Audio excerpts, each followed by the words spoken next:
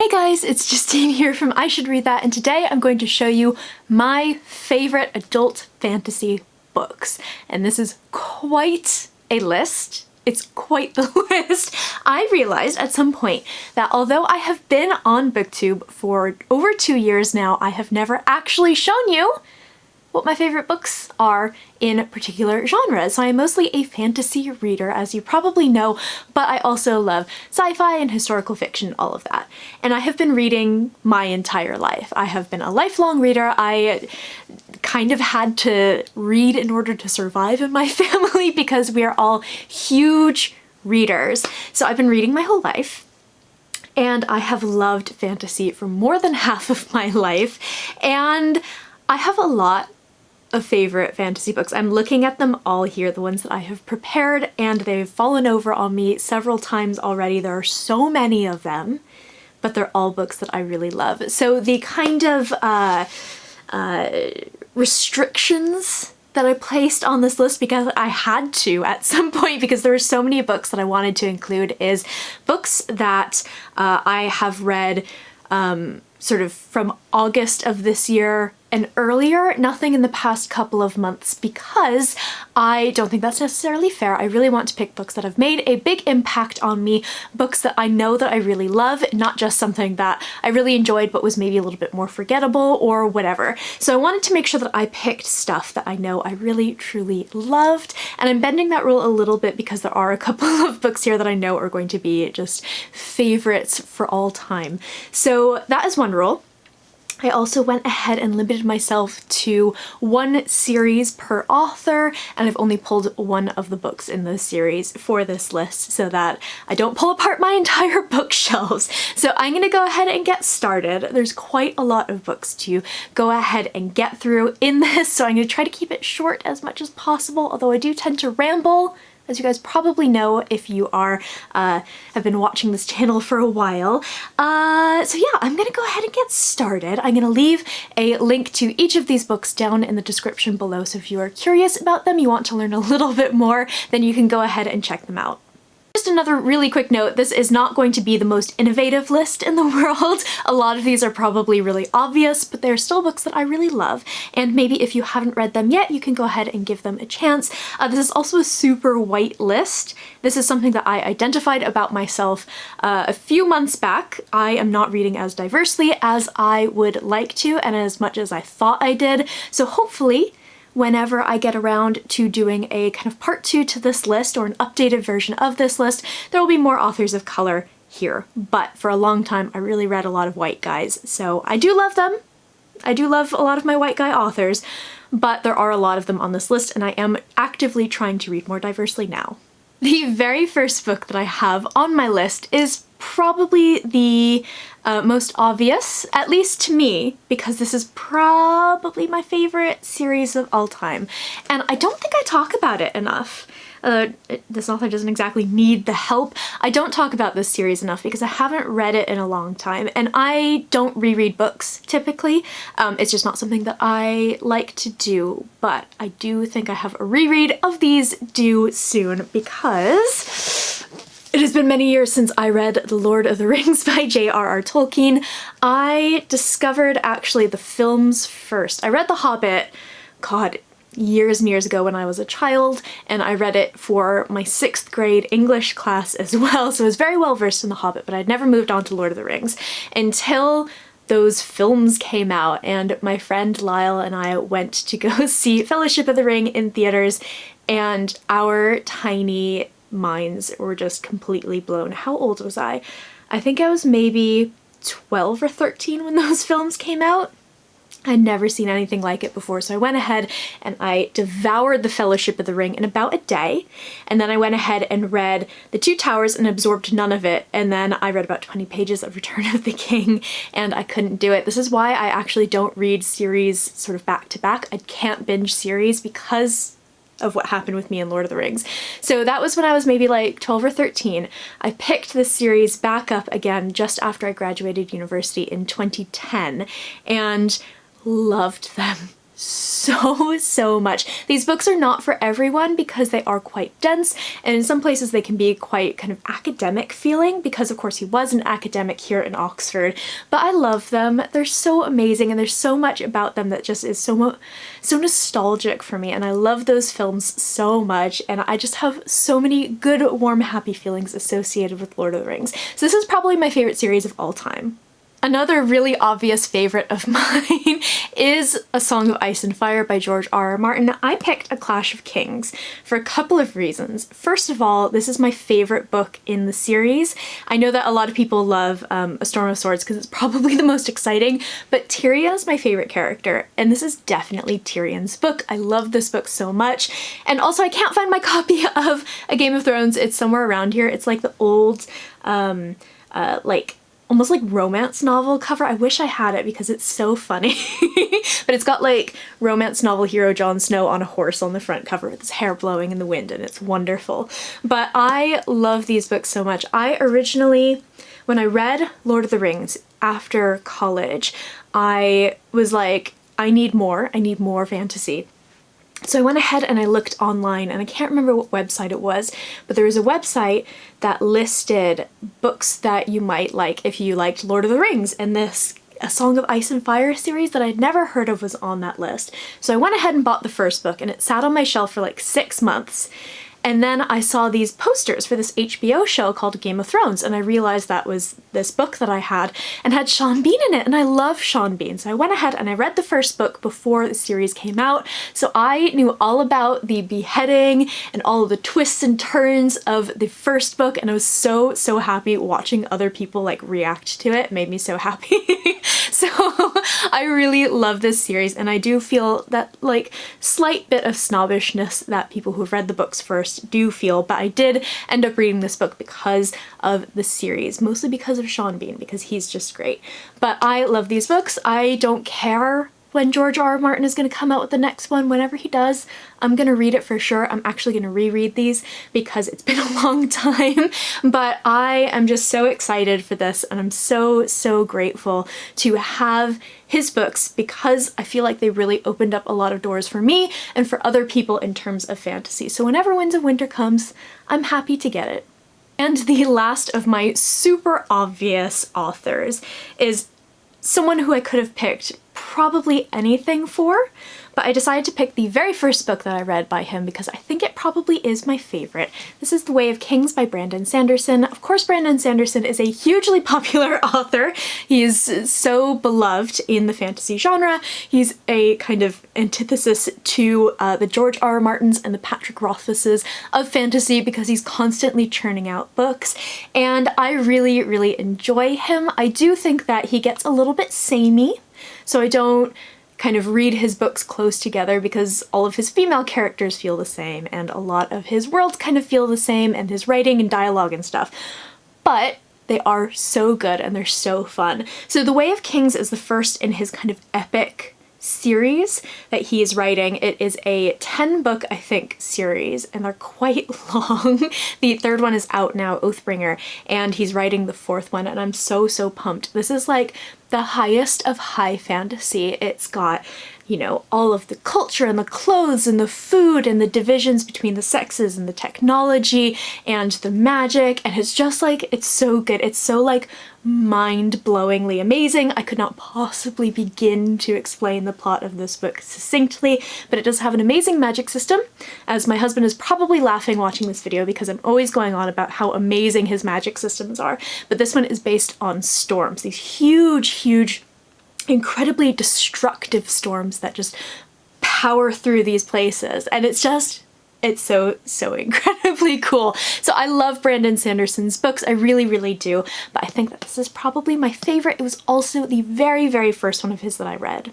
The next book that I have, I think, will probably be the last of the super obvious authors. So I absolutely adore this series. I've been reading it for years and I'm not done yet. I'm hoping one day I'll finish. we'll see how this goes. This is Wheel of Time by Robert Jordan. This is The Crossroads of Twilight, the 10th book in the series. I've been stuck on this one for a really long time. If you know anything about Wheel of Time, you probably know that this is notoriously one of the worst books in the series, according to a lot of people. I'm actually on it. I'm like 30 pages into my third attempt to read this book. I'm gonna get there one day, but this series is amazing. Actually, I believe Wheel of Time and A Song of Ice and Fire started right around the same time in the 90s, in the early 90s.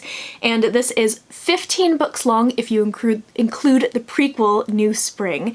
And these are just phenomenal. It's another one where I don't think I could possibly explain what this plot is about succinctly. It's just completely impossible. But if you like your kind of farm boy of destiny books, if you like your incredibly intricate sort of descriptions of the food and the culture and the clothes and everything, Robert Jordan's definitely the guy for you. I also really love his society that he's created. It is a matriarchy, and women are the ones who can use the power. They can channel the power, and men actually go crazy if they use the power too much. So it's a really interesting dynamic, especially for the early 90s. They're super dated in a lot of ways, like really dated in a lot of ways, but they're such wonderful books and I really, really love them. I cannot wait for the TV series. The next author on my list is one that I've been yammering on about for a really long time on this channel because he had a new book that came out this year and it was fantastic. I read it. I love his books so much. He's one of my favorite authors ever of all time. And I had a really hard time picking one book to feature, but I decided to go with Best Served Cold by Joe Abercrombie. He is, of course, the author of the First Law series and the First Law World, and now The Age of Madness. And these all take place in the same world with kind of similar characters. Everything ties together really well. And this is one of the standalone books. This is the first standalone, and it is so good. If you love a revenge story, if you love a ruthless, angry woman, this is the book for you. I love Monza Mercado, who's the main character in this book, so much. She's just ruthless and awful and horrible, and I kind of love her. I can't actually describe the plot of this book. Surprise, surprise. This follows a woman named Monza Mercado, and she is a mercenary. She and her brother lead this kind of huge, famous mercenary gang. And at the very beginning of the book, she is betrayed by her employer. Her brother is killed. They attempt to kill her, throw her down the side of a mountain, but she survives, and she decides she's going to take her revenge against the people who wronged her. And it's so good. It's basically perfect. Oh, I love this book so much. Let's talk about some ladies now, shall we? So this next one is hugely popular on BookTube and in the book community, and for a very good reason. This series of books is absolutely wonderful. It's one of my favorites ever. I love the way that this author combines magic and history and just wonderful characters. It's so good. This is Baron the Nightingale by Catherine Arden. This is a series of books that takes place in medieval Russia, and it follows this girl named Vasia as she is growing up. It starts when she's a child and it ends when she's kind of a young adult. And as she's growing up, she is one of the very few people who can sort of see and communicate with these kind of creatures of Russian folklore. And of course, this is a time when Christianity is sweeping through Russia. So this is not a particularly good position for her to be in. This book features magic horses, sexy ice demons. There is a horrible priest who's probably one of my most hated characters ever. So much magic. It's just absolutely wonderful. And if you love your strong female characters, Vasia is perfect. So if you haven't read these yet, you absolutely should. The trilogy is complete. It is all out now, and you can go ahead and binge them on a cold winter night. The next book that I have is another that I discovered because of book blogging and the book community online, and I'm so incredibly grateful because this book is wonderful. It's absolutely beautiful. This is City of Brass by S.A. Chakraborty.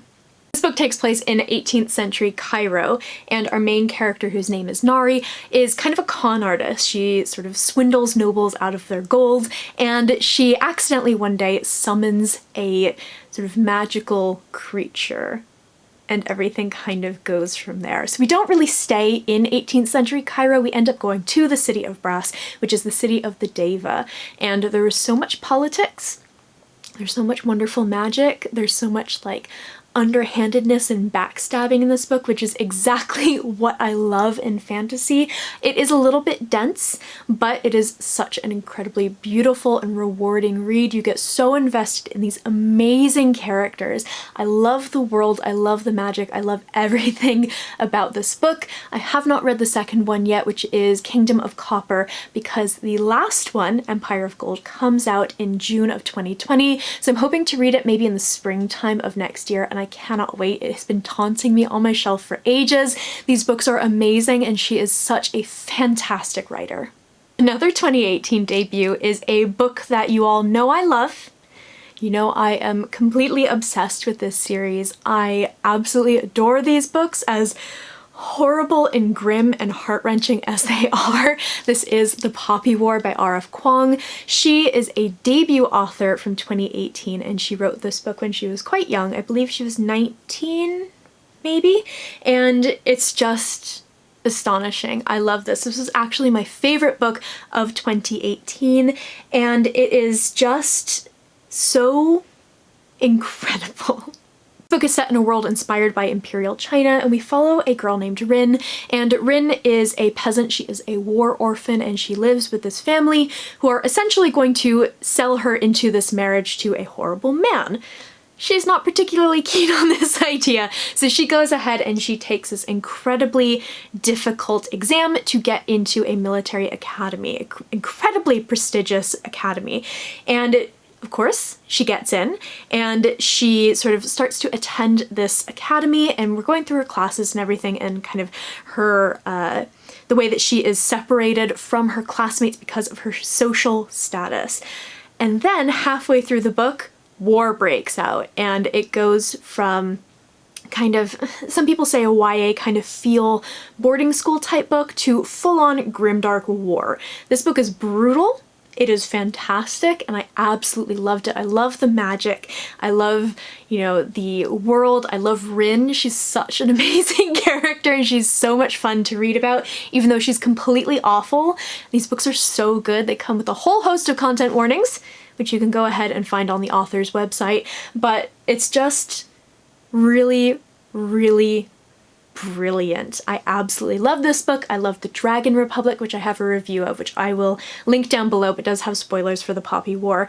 And I would highly recommend picking these up. If you haven't heard of it, I would be kind of surprised if you're on BookTube, but they're just fantastic books. I'm gonna go ahead and stop myself because I'm gonna go on all day about this. And we have another book that is incredibly popular on BookTube. This is Nevernight by Jay Kristoff.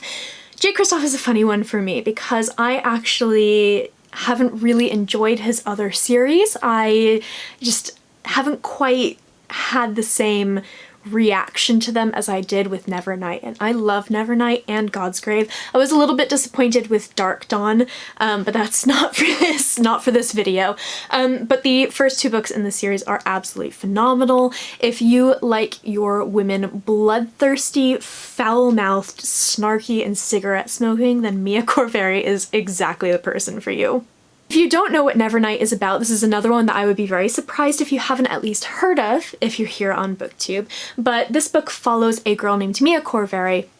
When she's very young, her family is killed for treason, and she ends up running away. She's orphaned, and she's in this horrible position, and she ends up going to this place called the Red Church to basically train to be an assassin.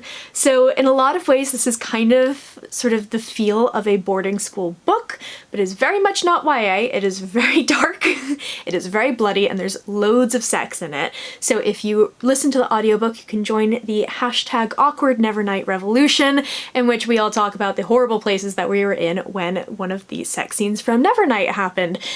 I was on a bus. And I think that these are just so fun.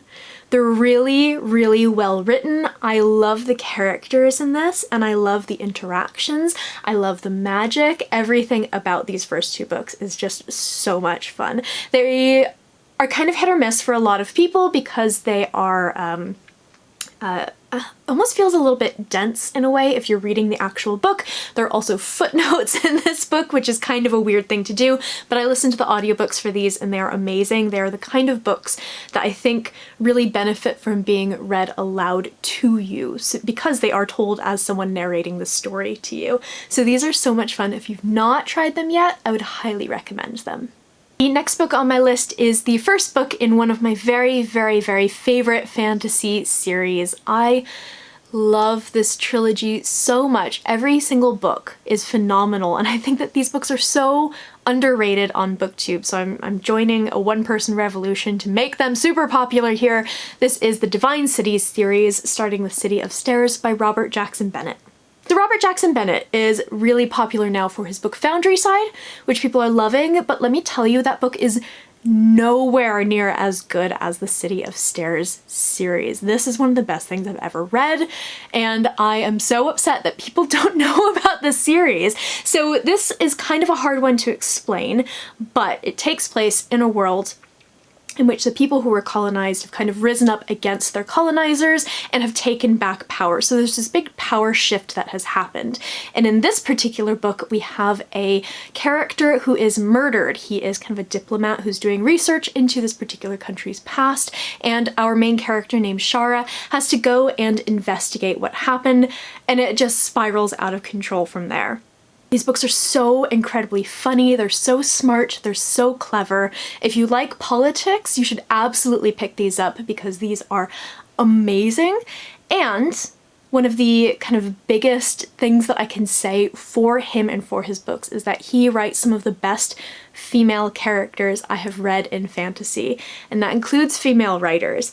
His women are absolutely phenomenal. They are so amazing. So please pick these up and then talk to me about them, because I don't know anyone who has read them outside of my book club, and we all absolutely loved them, and I want more people to read these because they're so incredibly good. Moving on to another favorite debut novel. I read this book earlier this year and absolutely loved it. I loved the way that it combined some of my favorite things from fantasy with mystery. So this is City of Lies by Sam Hawke. So this book combines siege narratives, which is like my favorite thing in fantasy. I love a good siege book. I love the kind of build up, and I love sort of how people deal with being in a siege, and then I love the aftermath as well. So we've got that, plus we don't know who is actually attacking this city. I saw someone on Twitter describe this as who sieged it instead of who done it, which is exactly what this is. So our main characters are Jovan and Kalina, and they are the nephew and the niece of the current proofer for the governor of the city, for the chancellor of the city. And basically Jovan is going to go ahead and inherit his uncle's position. He's going to become the poison tester for his best friend, who is going to inherit the chancellorship. So at the very beginning of the book, the chancellor and their uncle die of poison, which is crazy because their uncle knows poisons backwards and forwards. This is literally what their family does. It's a huge mystery as to how these two were killed. And then they start to notice some other things happening. All of the birds in the rookery are gone, so they cannot send any messages out. All of the grain shipments from the countryside have been going missing, and they realize that an army is now at the gates and they are under siege completely by surprise. So they don't know how this happened, they don't know what's going on, they have to figure out how to deal with this, in addition to finding out if there are any traitors within the city, and it's so good, and it's so satisfying. This book has such wonderful representation. Jovan has OCD and has to kind of deal with that, and the people around him sort of help him stay kind of on track. And Kalina has a chronic illness, and people really underestimate her. And I love these two characters, but I particularly loved Kalina. I thought she was such an amazing character, such a great female character who's underestimated by people around her who assume that she is weak. So if you love those kinds of things, you are going to love this. It has one of the most satisfying endings that I have ever read. Like, down to the last few pages, I was like sweating because I wanted to find out what was going to happen and if things were going to resolve. It's so good, and I cannot wait for the next book. The next book is a 2019 release and is super weird, and I loved it so much. I see a lot of adult fantasy bloggers talking about this book, but this is another one that I don't see a lot on BookTube, and I would love it if more people read this. So this is The Gutter Prayer by Gareth Hanrahan. I have a full review that I did when this book came out in January, and I'll link that down below if you guys are interested.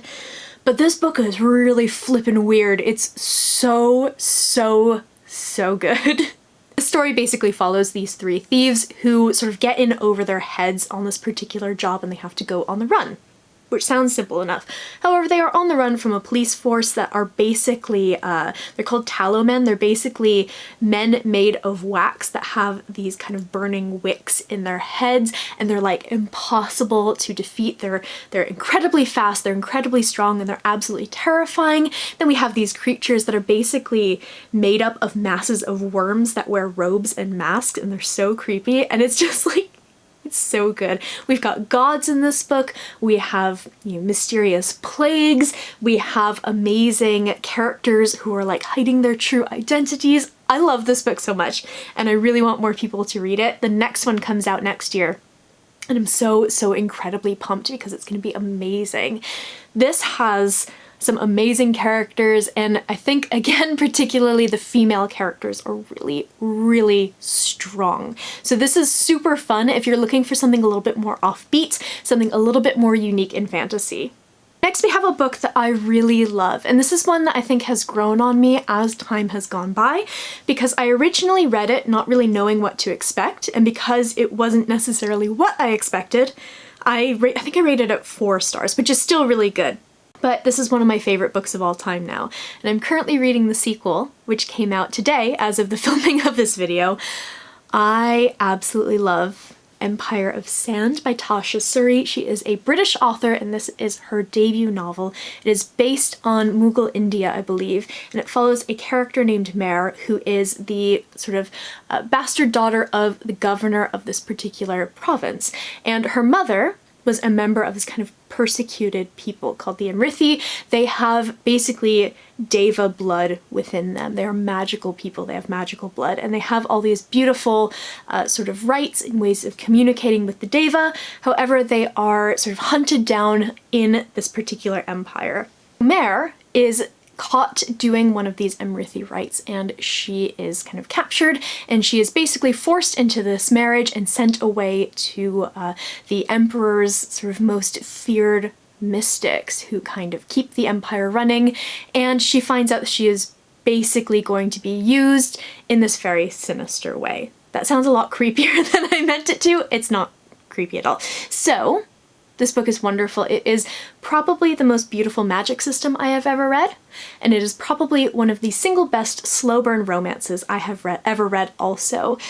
These books are beautiful. They are a slower read, for sure, and I think that's one of the reasons that I sort of struggled with it initially. It took me a long time to read this book when I was expecting something really fast-paced. So if you go in knowing that it's a book definitely to be savored and that you will read a little bit more slowly, it's absolutely beautiful. And Realm of Ash, which I happen to have right here because I am reading it right now, just came out. So if you love this book, you will be able to read this one, and it is just as good, if not better.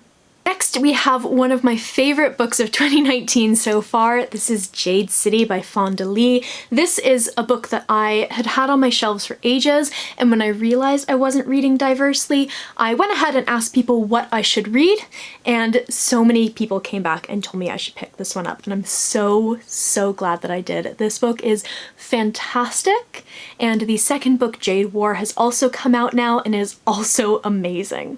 This book takes place in an East Asian-inspired world on an island nation called Kekon, which has kind of Hong Kong influences to it.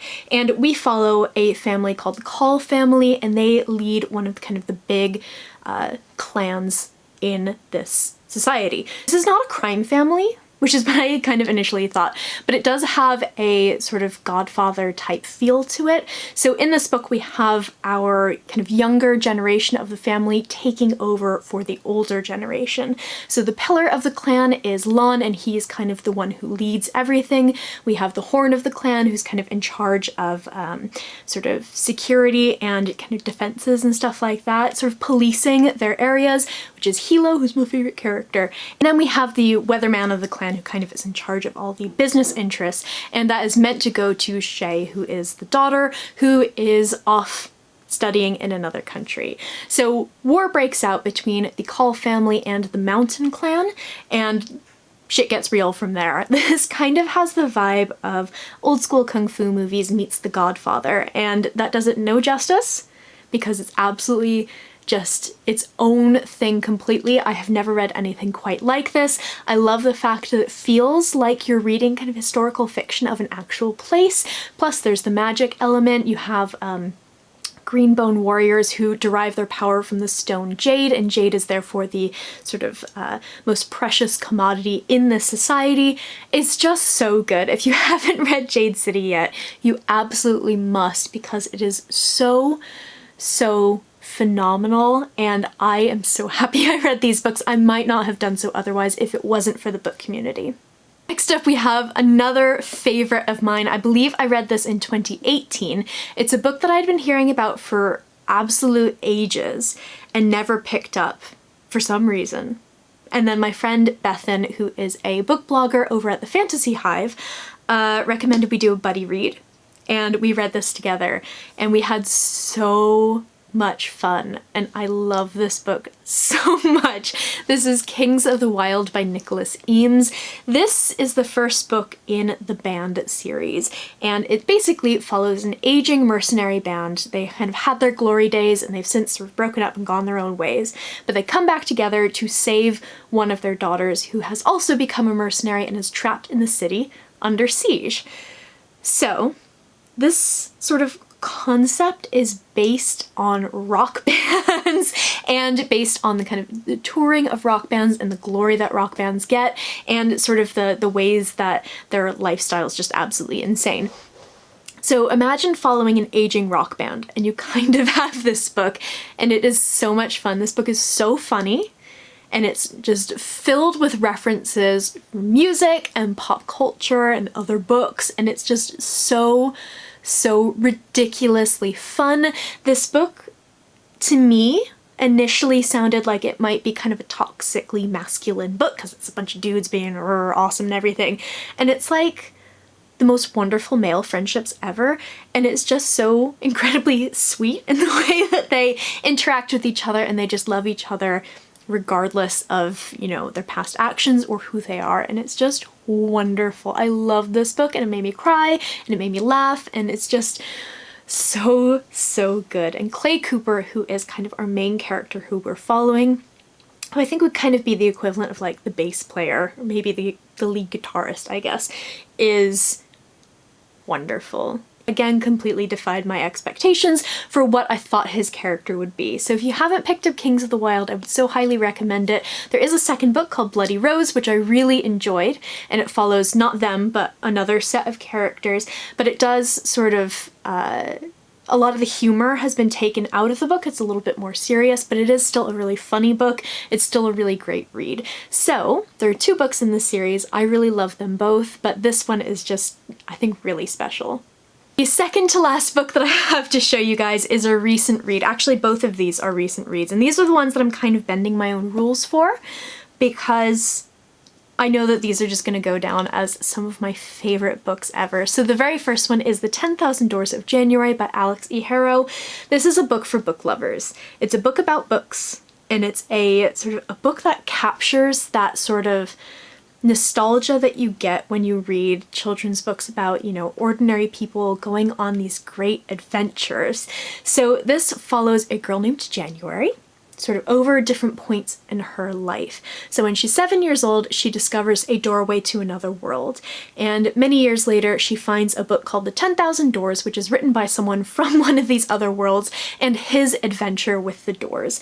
At the same time, January is a young woman of sort of, I think she's described as mixed race. It's never really sort of defined, but she is a person of color in 19th century America, and she is the ward of this very wealthy white man named Mr. Locke. So a lot of it also has to do with the kind of the ways that she has to deal with society.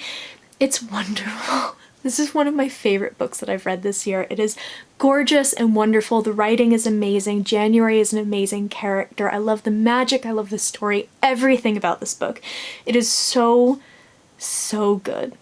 The last book that I have to show you on my list of my favorite adult fantasy books is a really special one. So this is The Bone Ships by R.J. Barker. This is another favorite from 2019. And this book is amazing. It's not really what I expected it to be, if that makes any sense. Because I've read his other books. I've read 2 of his other books. I need to read the 3rd one. And those, the Wounded Kingdom series, is very sort of more straightforward fantasy and, you know, much more of kind of, I think, what you would expect from a fantasy novel. This is also a fantasy novel set in a different world. It's the start of a new series. And rather than focusing a lot on plot, this book really focuses on world building and on character development and the relationships between characters. And I cannot take credit for this part because someone else came up with it. One of my friends from the Fantasy Inn, Hugh, said on Twitter, of course, that this is an inherently optimistic book. And I think that is the perfect way to describe it. It is bleak. It is horrible. Some of the things in this book and the world and everything, it's a really harsh society.